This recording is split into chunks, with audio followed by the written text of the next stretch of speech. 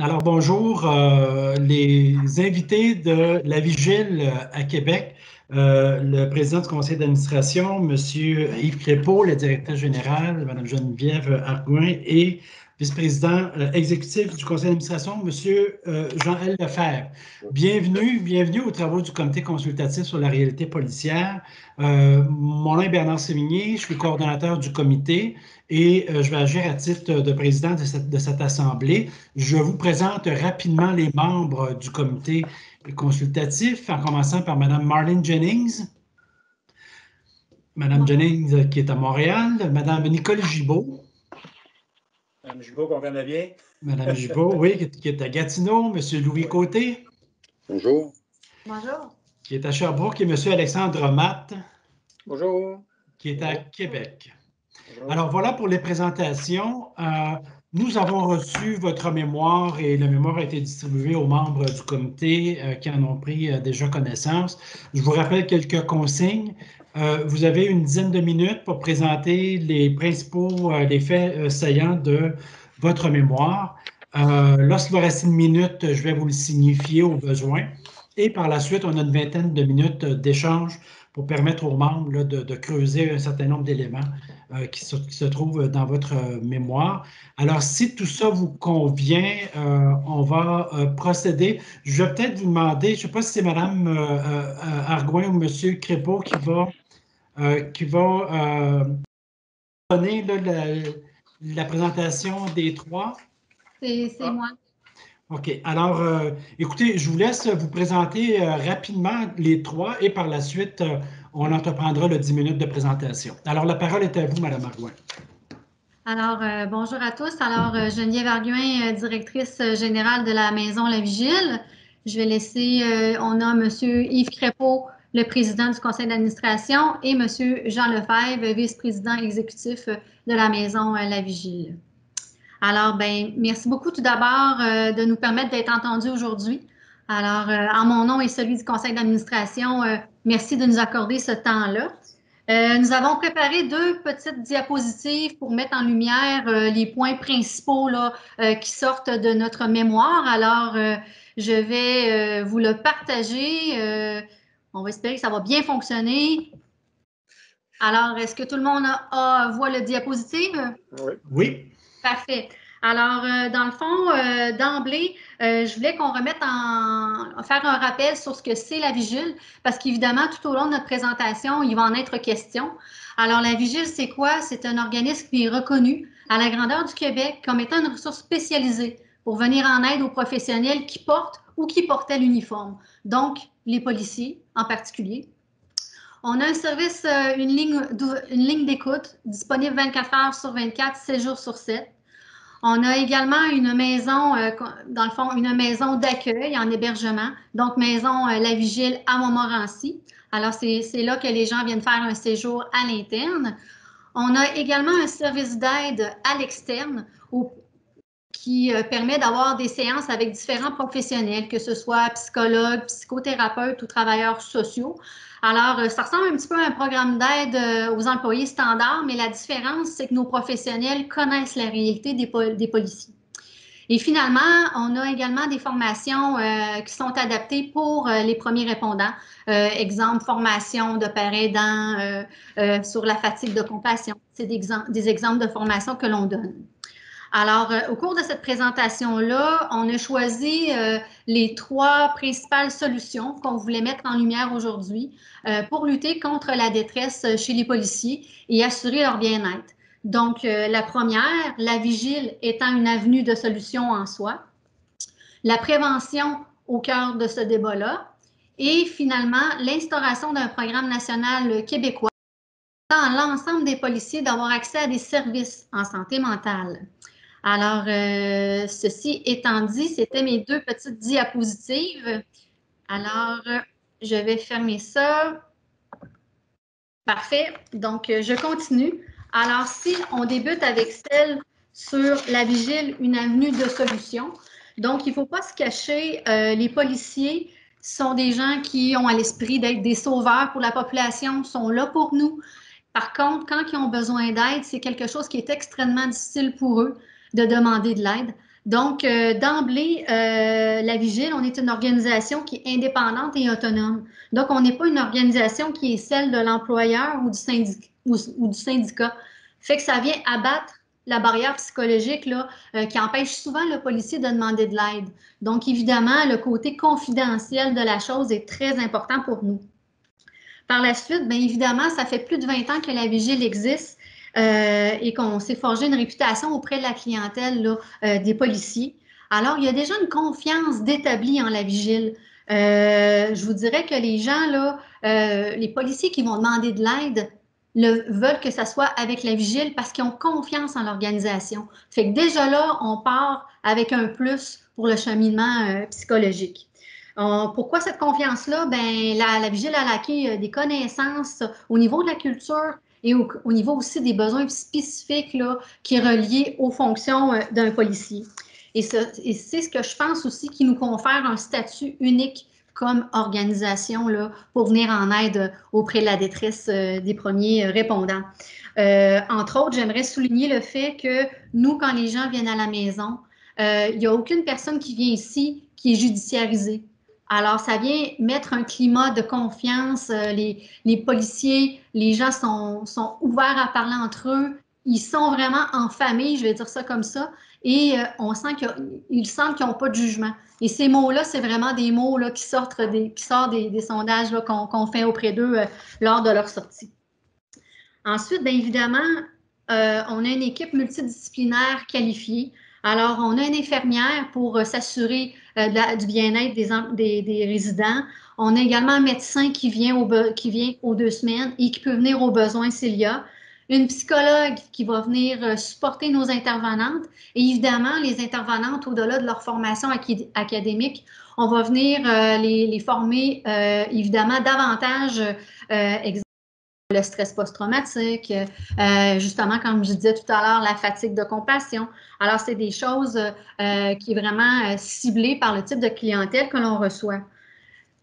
Comme j'ai mentionné tout à l'heure, la Vigile est une organisation nationale québécoise, donc on est partout sur le territoire de la province du Québec. Donc, quelqu'un nous appelle de Rouyn-Noranda ou de la Gaspésie pour avoir accès à un psychologue, on va être en mesure de répondre. Et c'est la même chose ici à la maison, la Vigile à Montmorency. On reçoit des gens de partout de la province. Donc, grosso modo, ce qu'on considère, c'est que la Vigile, elle représente une force qui est déjà en place pour le ministère de la Sécurité publique. Donc, on pense que c'est l'occasion de construire, de venir développer cette force-là et aussi d'investir sur ce qui existe déjà et qui fonctionne bien. Alors, et je tiens à vous préciser, évidemment, la Vigile n'a pas accès à un programme de subvention récurrent. Par contre, oui, on a eu des difficultés financières dans le passé, mais on a toujours eu le support financier de la Caisse des policiers, de l'Association des policiers provinciaux du Québec, la PPQ, et également de la FPMQ, Fédération des policiers municipaux du Québec. Alors, on a des partenaires solides qui font en sorte qu'ils sont là pour nous appuyer parce qu'ils croient en nous, et nous, on est là pour évidemment offrir un service à leurs membres et à leurs employés. Alors, ça, c'est pour la première solution qui est en quelque sorte la Vigile. Deuxième solution mentionnée, la prévention au cœur du débat. C'est qu'on se rend compte qu'actuellement, on travaille beaucoup plus au niveau de la guérison. On ne travaille pas en amont dans la prévention. Et c'est quelque chose qu'on considère qui serait peut-être important d'investir et de commencer à justement accomplir un travail en amont pour justement venir rejoindre ceux qui n'auraient pas demandé d'aide s'il n'y aurait pas eu rien de fait en prévention. Donc, évidemment, ça va impliquer des ressources humaines et des ressources financières, mais ceci étant dit, on croit que c'est important de travailler beaucoup plus en mode prévention. Nous, actuellement, à la Vigile, ce qu'on fait, on fait des présentations au niveau des milieux scolaires, donc cégep, université. Les jeunes qui veulent devenir policiers nous connaissent, en tout cas d'emblée dans leur formation. Par contre, on aimerait ça que peut-être qu'il y ait des services qu'on puisse être plus en contact avec les milieux policiers. Donc, faire peut-être des présentations dans ces milieux-là pour leur faire part des services qui leur sont offerts. On pourrait également mettre en place peut-être un sondage sur leurs besoins psychologiques pour qu'on ait vraiment une idée globale de la situation en général, de cette détresse-là qui est vécue par les différents corps policiers. Également, on pense qu'on offre un service de référencement à l'externe et un service à l'interne, mais parfois, il pourrait peut-être avoir un entre-deux, comme des formations ponctuelles qui pourraient être données, qui pourraient être offertes pour justement venir, encore une fois, prévenir, de donner des outils. Parce que ce qu'on fait à la maison, la vigile, là, c'est vraiment de donner des outils, de donner des outils à ces policiers-là pour qu'ils soient en meilleure posture pour faire face à leur détresse puis continuer le cheminement par la suite. Donc, on pense que ça serait important de travailler sur ces points-là et également soutenir et assister les gestionnaires. Souvent, ils vont voir leurs policiers qui vivent des difficultés, mais par un manque de formation, ils se sentent démunis face à ça. Alors, je pense que ça serait important également que les gestionnaires des policiers puissent les aider, mieux les accompagner, pouvoir détecter plus rapidement la détresse chez leurs policiers. Fait que toujours dans l'optique de travailler en mode prévention. Également, on s'est rendu compte un petit peu, des fois, les gens qui sortent de la maison, après ça, retour préventif au travail, souvent, c'est un petit peu c'est une phase qui est un petit peu délaissée. Peut-être instaurer un programme pour justement prendre en considération peut-être les limites de ce policier-là suite à son retour au travail. Et également peut-être... Encore une minute, Mme Marguerite. OK, parfait. Et également un programme de transition pour les gens qui vont prendre leur retraite, parce que des fois, on se prépare, mais on n'est peut-être pas si préparé que ça. Et il peut sortir de la détresse de cette situation-là. Ceci étant dit, tout ça pourrait être rendu possible, évidemment, par l'instauration d'un programme national québécois pour permettre l'accès à des services en santé mentale à l'ensemble des policiers. Parce que ce qu'il faut mettre en lumière, c'est qu'actuellement, les policiers de la SQ ont accès à nos services par la PPQ et ont accès à un programme d'aide avec la SQ. Mais pour ce qui est des policiers municipaux, je sais qu'ils ont accès à des programmes d'aide, mais ce n'est pas toujours adéquat. Et ils n'ont pas accès à nos services à nous gratuitement. Alors, il y a une certaine équité à ce niveau-là. Donc, on pense que ça serait bien qu'on investisse pour justement, pour qu'il y ait un programme, puis d'éviter qu'il y ait des fonds, évidemment, que ça serait bénéfique d'investir là-dedans parce que les coûts de prestations d'invalidité à long terme, bien évidemment, ça coûte cher. Fait que travailler en amont également au niveau de ce fonds-là. Et ça pourrait être le travail de tous les acteurs, c'est-à-dire l'État, les employeurs, les syndicats, et on pourrait même inclure les assureurs à ce moment-là. Ensuite, évidemment, mise en place d'infrastructures, parce que si on donne accès à des services, ça implique des infrastructures. Donc, d'investir dans les infrastructures existantes et par la suite de créer peut-être une autre maison La Vigile dans la région de Montréal. Parce que grosso modo, en 2019, notre clientèle à l'interne, 43% venait de la grande région de Montréal, donc incluant la Montérégie. Et de ça, 49% étaient des policiers, donc des policiers de la SQ, mais également des policiers municipaux. Mais il y a une très faible proportion des policiers municipaux. Finalement, également un volet de la recherche pour voir si on ne serait pas en mesure de travailler peut-être pour anticiper la détresse de ces policiers-là. C'est voir venir les signes avant-coureurs, puis évidemment de travailler sur le mode d'intervention. Et encore une fois, en 2018, il y avait eu un colloque sur, entre autres, sur les besoins psychologiques des policiers. Et ça, je pense que ça avait été apprécié de tous. Donc, finalement, ce qu'il faut retenir, instauration d'un programme national québécois pour donner accès à tous les policiers à des services en santé mentale et, je dirais, de ne pas oublier d'investir dans ce qui existe déjà et ce qui fonctionne bien, entre autres la vigile, évidemment. Alors, je vous remercie de votre attention et je suis désolée d'avoir dépassé un peu de temps. Pas de problème. Merci beaucoup. On va passer aux questions. Alors, on va commencer avec Mme Gibault. Mme Gibault, la parole est à vous. Oui, bonjour à vous tous. Ça fait plaisir de vous voir, de vous rencontrer. Évidemment, on a entendu dans le cadre de nos réflexions puis de nos rencontres, etc., un ensemble d'experts, de citoyens, d'intervenants, de toutes sortes. en ce qui a trait à la santé mentale, bien, une réflexion se faisait tant et aussi longtemps que la santé mentale des policiers est maintenue. Bien, le travail et tout ce qui s'ensuit, évidemment, va faire toute une différence. On comprend bien là, que à l'esprit sain, corps sain, en tout cas, bon, ceci dit, est-ce que vous y voyez, c'est pas tous les policiers, est-ce que vous voyez une façon, c'est pas tous les policiers qui acceptent ou qui veulent s'ouvrir ou qui vont aller chez vous ou qui acceptent de faire le pas ou tu sais, le policier, là, c'est fort. Ouais. Fort. Bon. Alors, en partant, je sais que c'est moins grave maintenant, là, je pense qu'on a une image du policier sensible également, mais est-ce que vous y voyez une importance d'avoir une évaluation, qu'on le veuille ou qu'on ne le veuille pas, là, dans une organisation policière, qu'il faudrait que ça passe par là. Il faudrait qu'il soit évalué à un moment donné, là, assez régulièrement. Peut-être pas tous les jours, là, mais je veux dire assez régulièrement. Là. OK, vous voulez dire que de façon ponctuelle, il pourrait y avoir des évaluations par rapport.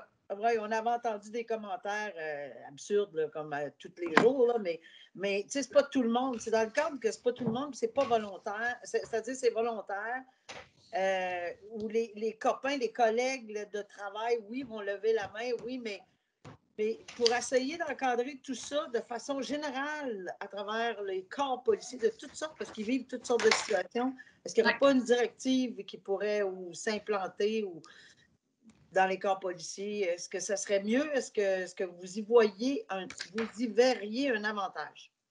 Bien, c'est certain, ce qu'on avait mentionné, c'est que c'est sûr que aussi, dès le départ à la formation au niveau des policiers, peut-être il y a déjà des tests physiques et des tests psychométriques qui sont faits, mais on pense que peut-être qu'il pourrait y avoir encore quelque chose de plus optimal pour venir contrôler cette... Bien, je veux dire, il y a des gens qui sont peut-être un petit peu plus... qui ont peut-être plus, je vais dire, une personnalité qui va faire en sorte qu'ils vont peut-être être plus rapidement en situation de détresse. Alors ça pourrait être une option, mais effectivement, je pense aussi que de donner une formation gestionnaire, ça va, en tout cas, ça ne pourra pas répondre à tous les besoins, mais justement qu'ils viennent détecter davantage ce que vivent leurs policiers, puis par la suite, de mettre en place, je sais que la SQ ont mis en place des sentinelles dans des équipes. Ça aussi, c'est une autre option qui peut être intéressante parce que les gens, des fois, les policiers, ils n'auront peut-être, ils n'auront pas envie là, que leur employeur ou leur syndicat ne sache nécessairement qu'ils ne vont pas bien. Alors, parfois, un père aidant, ça peut aider. Mais c'est sûr que c'est un travail. La personne, parfois, là, ça va prendre plusieurs fois avant qu'elle décide de prendre le téléphone. Ça, je le conçois. Moi, je pense vraiment que ça passe par la prévention, puis de ramener, d'essayer de normaliser les comportements. Je pense que ça pourrait passer par là. Je ne sais pas si ça répondait à votre question, Mme Gibault. Oui, ben, c'est ça, c'est dans un esprit d'essayer d'améliorer le tout. Oui, merci. Plaisir. Merci. M. Côté, peut-être M. Lefebvre, si vous voulez ajouter, oui. Voici, je voudrais ajouter que il nous a été offert au début de l'année 2019 une plateforme numérique qui aurait été implantée et le policier pourrait, lors du début de son corps de travail, communiquer avec la vigile ou encore avoir une image qui lui rappelle qu'on est là. Alors, quotidiennement, si vous voulez, un rappel que nous existons et que nous offrons des services, puis que si il est en situation problématique, il peut faire appel à nous. Mais on n'avait pas les ressources. Le système était très bien conçu. On a eu une présentation à cet effet-là. Et puis, ça nous convenait, sauf qu'on n'avait pas les sous pour investir là-dedans. L'APPQ était d'accord et ils étaient des partenaires. Ils auraient été des partenaires là-dedans, de même que la Caisse des policiers et la Vigile. Mais nous, on n'avait pas les ressources pour faire ça. Alors, on trouvait que le système était excellent. Puis, on était réconforté dans cette idée-là par le fait même qu'en France, ils l'ont déjà, ce système-là. Alors, ça existe, ça, en France. Et on projetait, si vous voulez, s'il n'y avait pas eu la pandémie, d'aller voir là-bas pour voir comment quels étaient les tenants et aboutissants d'un système comme celui-là, avec qui il était relié, est-ce qu'il était relié avec les hôpitaux, bon, de quelle façon ça fonctionnait. Alors, si ça fonctionne en France, il n'y a pas de raison pour laquelle ça ne fonctionnerait pas ici, mais il faut l'investissement pour faire ça. Et c'est plusieurs centaines de milliers de dollars. Vous comprendrez que les firmes qui installent ça, ça coûte cher. Alors, c'est ça que je voulais ajouter. La présence accrue auprès du policier chaque jour, de façon discrète, mais de façon à créer une invitation. Donc, ça démolit des barrières, ça. Une espèce de proximité, là. Oui. Monsieur Côté. Oui, bonjour. Écoutez, ça soulève beaucoup de questions. Première question. Aujourd'hui, il y a à peu près 20 de femmes dans les corps policiers. Avez-vous 20 de personnes qui font appel à vos services, femmes-hommes? Est-ce que la proportion est maintenue? Bien, je vous dirais que là, actuellement, ce qu'on voit, nous, on a 15 chambres à l'interne. Juste que si je fais le comparatif pour les services à l'interne, on a 15 chambres. Il y en a 4 pour les femmes. Donc, ça ressemble à peu près ça, à peu près, là, 30 peut-être. Donc, grosso modo, et ces chambres-là sont actuellement toujours occupées. C'est sûr que les femmes ont une facilité, peut-être un petit peu plus, de demander de l'aide. Alors, là, actuellement, on est en train de regarder, on aimerait ça pouvoir agrandir pour peut-être donner plus parce que moi, j'ai une liste d'attente pour les femmes actuellement, là. Donc, c'est sûr que les dames ont plus de facilité à demander de l'aide. Mais oui, ils sont considérés. Quand je suis arrivée en 2018, là, les chambres, il y en avait 4, puis ils n'étaient pas tous utilisés. Aujourd'hui, en 2020, elles le sont tous. Peut-être qu'il y a aussi la pandémie qui a créé ça. Il ne faudrait pas non plus que ça soit biaisé, mais je vous dirais que oui, on est capable de les accompagner, puis ça représente aussi. Je regardais vos partenaires, puis je voyais que Santé Sécurité n'est pas un de vos partenaires. Non, ce n'est pas nécessairement un partenaire. La CNSST, vous parlez? Oui, oui. Oui, bien, dans le fond, parfois, ils nous envoient des gens. C'est déjà arrivé dans le passé qu'on a reçu des gens, mais ce n'est pas nécessairement un partenaire, je dirais, c'est un partenaire occasionnel. OK. OK. En tout cas, combien de personnes par année passent chez vous? On a à peu près, l'an passé, il y a eu à peu près 150 personnes qu'on a reçues ici à la vigile. Mais effectivement, peut-être que c'est quelque chose qu'on pourrait développer, d'être davantage présent auprès de la santé, c'est la CNSST. Là. Monsieur Lefebvre. Oui, le ministre du Travail a annoncé récemment que dans un projet de législation qui va être présenté à l'Assemblée nationale, il y aura une reconnaissance du stress post-traumatique comme maladie professionnelle. Alors ça, c'est très important et c'est certain que la CNESST, à partir de ce nouveau programme-là, cette nouvelle capacité d'admettre aux prestations des personnes qui sont en trouble suite à un choc post-traumatique, ça va nous amener une clientèle de la part de la CNESST, c'est évident. Alors ça aussi, quand on demande la maison à Montréal, on se dit, ben là aussi, il va y avoir des besoins grandissants et il va y avoir une affluence plus grande de clientèle, ne serait-ce qu'à cause de ça. Là. Ça c'est Puis ça va être présenté à l'Assemblée nationale, probablement approuvé dans quelques mois et mis en vigueur au milieu de l'année 2021. Alors, ça vient vite. Là. Alors, c'est pour ça qu'il faut se préparer à ça aussi. Parce que, comme Mme Arguin le disait tantôt, on a seulement 16 chambres actuellement. Alors, on ne peut pas aller au-delà de nos capacités. Là. Puis, on prévoit qu'il va y avoir une demande grandissante. Alors, ça demande l'investissement. Ça va, M. Côté? Oui. M. Marthe. Oui, bonjour. Dans votre mémoire, vous parlez de présence de policiers sur les lieux. J'aimerais ça vous entendre là-dessus. Bien, ça, c'est quelque chose qu'on sait qu'on n'a pas encore ça en place. On sait que, justement, en France, ils le font et que ça a l'air de bien fonctionner. C'est quelque chose qu'on a réfléchi. Peut-être que les gens, parfois, sur certains sujets, se sentiraient plus à l'aise d'en discuter en sachant que c'est un ancien policier qui est sur place. Ça serait une forme je dirais, plus pour des partages, pas nécessairement. En tout cas, on ne sait pas trop quelle structure. comment ça se structurait, mais je pense plus que ce serait quelqu'un qui pourrait venir partager son expérience. Mais on sait que ça se fait en France, puis c'est quelque chose qu'on se questionnait, c'est quoi leur rôle, comment ils s'impliquent dans le séjour de la personne. Là. Mais ça pourrait être quelque chose d'intéressant. C'était une idée qu'on soumettait, là, mais qu'on n'a pas encore mis en place là, au sein de la maison. OK, mais votre visée, ce serait des policiers bénévoles qui iraient faire des témoignages? Bien, soit faire des témoignages ou simplement parce que écoutez, oui, c'est ça, s'asseoir dans le salon, discuter avec les personnes qui sont sur place. Donc, ça pourrait être quelque chose, un beau partage là, qui pourrait être fait. Là. OK, merci. Ça va, M. Matt? Moi, j'avais une question sur, je veux revenir sur le service 24 heures séjour. Vous dites qu'il y a des psychologues, parce que vous savez, une des problématiques dans les corps policiers municipaux, c'est que les policiers ont des ressources au service d'aide aux employés qui ne sont pas nécessairement des ressources de psychologues, mais qui ne sont pas adaptées à la réalité policière. C'est accessible à tous les employés municipaux. Est-ce que je comprends dans votre présentation que la vigile pourrait devenir cette espèce de service-là accessible à tous, mais pour avoir des suivis avec des psychologues également? Ça viendrait remplacer, si on veut, le service d'aide aux employés qu'on trouve dans les municipalités? Bien, moi, je pense qu'on pourrait être un service complémentaire dans le sens que ça pourrait être une option, dans le sens que si la personne a vécu un événement traumatisant ou quelque chose qui est vraiment relié à son travail, bien, je pense que la vigile pourrait être là pour justement offrir ce service à l'externe. Là.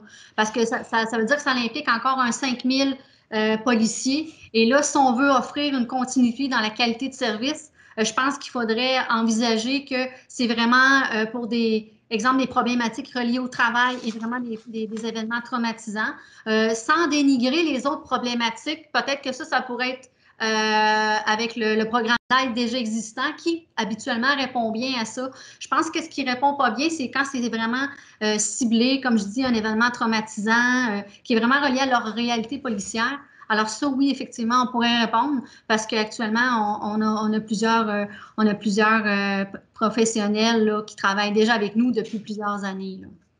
Puis pour l'interne, bien évidemment, bien, si on a accès à une maison, c'est une autre maison qui s'ouvre, je pense que ça serait tangible de répondre aux besoins autant des policiers municipaux que des policiers SQ. Là. Et peut-être en complément, le projet de Montréal, Montréal a déjà son organisation, son site externe.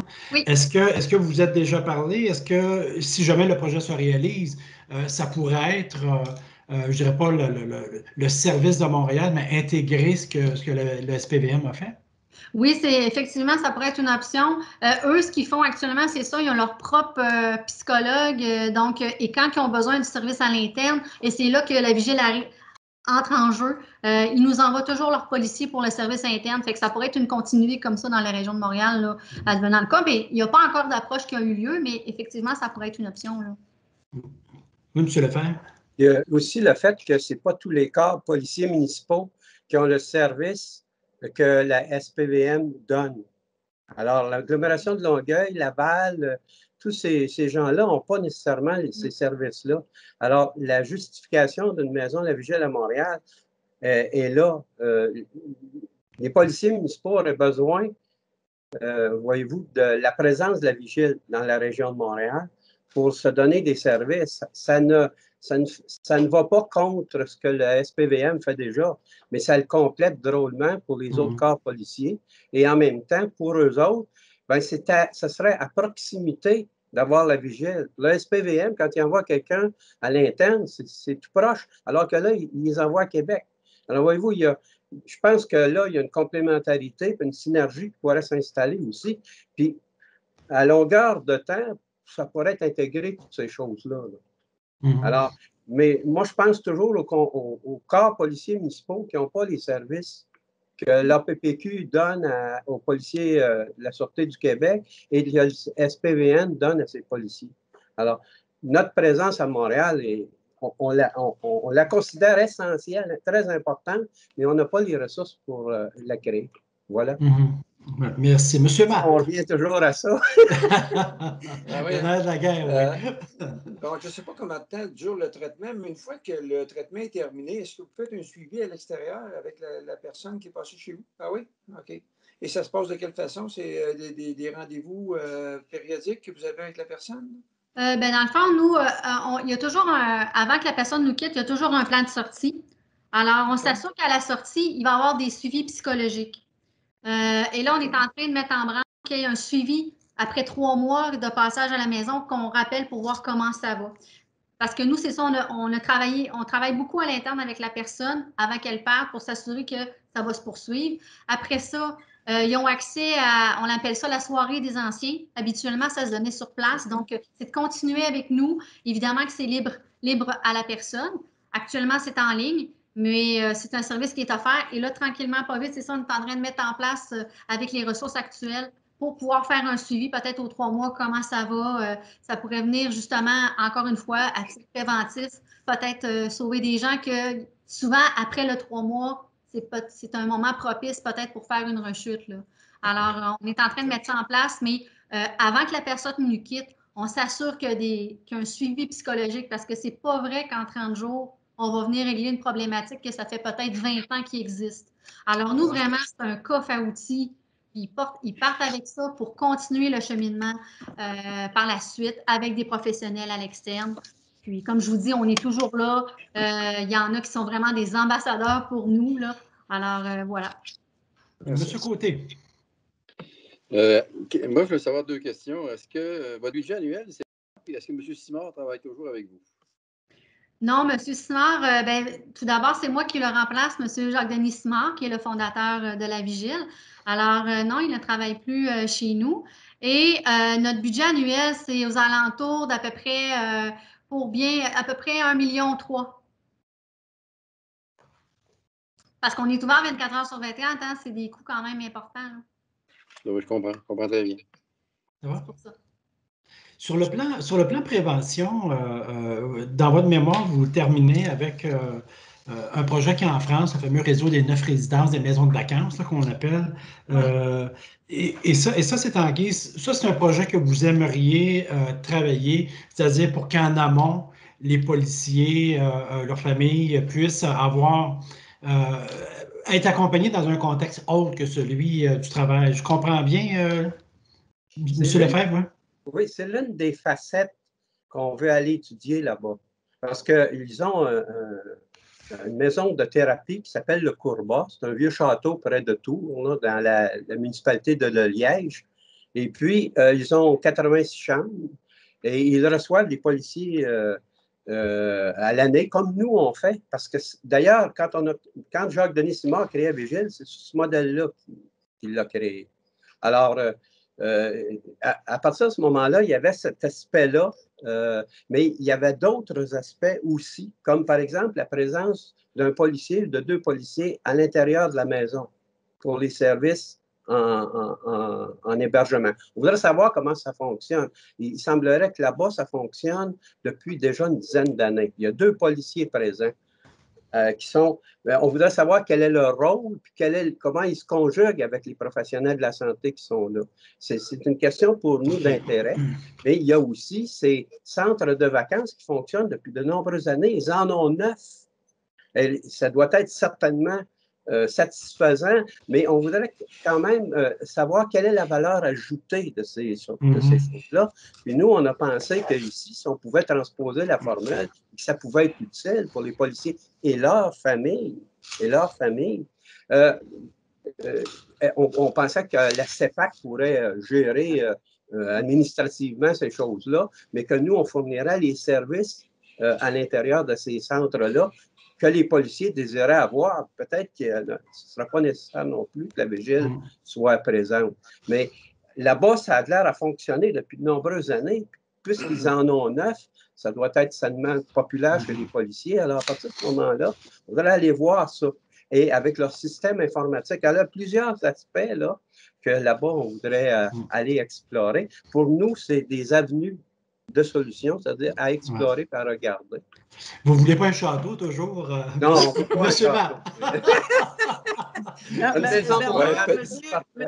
Monsieur Yves, ça fait 2-3 fois qu'il lève la main. Oui, c'est ça. Je pense que je ne suis pas très, très visible. OK. Allez-y, M. Crépeau. Je suis désolé, là, je ne voyais pas vos signes. Merci. Allez-y, M. Crépeau. En fait, je ne prendrai pas beaucoup de temps. Je vais simplement ajouter un commentaire en ce qui regarde le programme d'aide au personnel de l'ensemble des organisations policières, un peu pour ajouter à ce que Mme Arguin a dit tout à l'heure. Il y a une facette qui est très importante qu'on doit comprendre. Je suis moi-même un ancien policier de la Sûreté du Québec.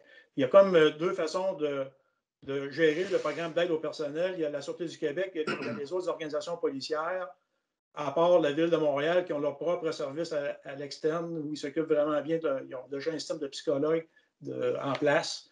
Alors, comme Mme Arguin disait tout à l'heure, c'est que les policiers, lorsque le besoin vient, lorsqu'on a besoin d'envoyer les gens à l'interne, ils sont dirigés vers la vigile. Ce qu'on doit comprendre du programme d'aide au personnel, c'est que pour l'ensemble des organisations policières de façon générale, c'est que oui, il y a une première ligne. Malheureusement, ce qu'on entend des commentaires des policiers qui viennent chez nous, c'est que cette première ligne-là n'est pas adéquate et n'est pas spécialisée dans la problématique de ce que vit un policier, comprenez-vous. Alors, souvent, les programmes d'aide au personnel qui existent là, dans le privé, dans ces organisations-là, vont diriger le policier un peu avec n'importe quel psychologue sans enlever rien aux compétences de ces gens-là, sauf que, comme généralement, ça touche un peu le travail journalier de ces policiers-là, bien, malheureusement, ils tombent avec des psychologues qui n'ont aucune connaissance vraiment de la culture policière, contrairement aux gens avec qui nous, on fait affaire à la maison de la vigile. Voyez-vous, il y a une différence énorme. Et d'autant plus, souvent, ces psychologues-là ne connaissent pas les services qui sont donnés par la maison de la vigile. Ce qui fait que dans les séances à laquelle les policiers ont droit, souvent, ils pourraient être dirigés par ces psychologues-là vers la ressource ultimement de la vigile, mais à cause de ce contexte-là, le policier va demeurer avec ce psychologue-là qui ne le référera pas. Et je ne suis pas sûr, à ce moment-là, on peut constater que les soins appropriés ne sont pas toujours là. Alors, c'est un peu le commentaire que je voulais vous faire pour que vous compreniez bien pourquoi, quelle est la différence importante entre ce que la vigile fait comme service, donne comme service à l'externe, à l'ensemble des policiers, mais actuellement, compte tenu qu'on a une entente avec l'Association des policiers provinciaux du Québec qui ont intégré le programme d'aide à leurs policiers à même leur programme d'assurance médicaments. Alors, c'est la raison pour laquelle un policier de la Sûreté du Québec qui utilise les services de la maison de la vigile, autant à l'externe qu'à l'interne, c'est payé complètement par l'Association des policiers provinciaux du Québec parce que ça fait partie de leur programme d'assurance médicaments. Malheureusement, les autres policiers, les autres organisations policières ne bénéficient pas de cet avantage. Alors, c'est pour ça qu'on parlait tantôt un peu d'un programme universel qui donnerait la même opportunité aux autres policiers de pouvoir utiliser les services de la maison de la vigile. Parce que, comme je viens de vous l'expliquer, vous comprenez que, oui, malgré toute la bonne foi des gens qui sont en première ligne pour donner de l'aide aux autres policiers des organisations municipales, bien, ils ne sont pas connectés sur la réalité policière comme les psychologues avec qui nous, on fait affaire. Alors, vous voyez un peu le portrait. Alors, c'est un peu pour ça qu'on parle globalement d'un programme un peu universel pour donner justement l'opportunité à tous les policiers du Québec de pouvoir avoir accès à ces services-là, au même titre que les policiers de la Sûreté du Québec qui ont une chance extraordinaire d'avoir une association policière qui a intégré dans leur programme d'assurance médicaments les services de la maison de la vigile. Bon, c'est bien. Écoutez, le temps file. Là, il est déjà 4h15. Une dernière intervention de M. Matt et on va terminer là-dessus. Très rapidement, vous recevez tout le monde, toutes les personnes dans besoin qui sont en uniforme. Il y a combien de policiers sur les 150 annuellement à peu près? C'est ça, comme l'année passée, là, il y a eu, attendez-moi un instant, tantôt je vous ai dit la statistique, on a eu au total 37 de policiers SQ et 12 municipaux pour un total de 49 donc c'était presque la moitié. 50 Oui, merci. Ça ressemble à ça. Merci. Bon, bien, merci beaucoup, Mme Arguin, M. Lefebvre, M. Crépeau. Merci infiniment, d'abord pour votre mémoire, pour les échanges, la qualité des échanges qu'on a eus. Merci beaucoup d'avoir participé aux travaux du comité consultatif. Pour nous, c'est précieux et ça va nous permettre de nourrir notre réflexion pour la suite des choses. Alors, c'est très apprécié. Merci beaucoup. Merci de nous avoir accueillis. Merci beaucoup. Bien, puis Plaisir. m'excuse de mon retard. Bonne journée. Pas de problème. Merci, au revoir. Au revoir. Merci Merci, beaucoup. Pierre. Merci. Au revoir. Merci beaucoup. Merci, au revoir.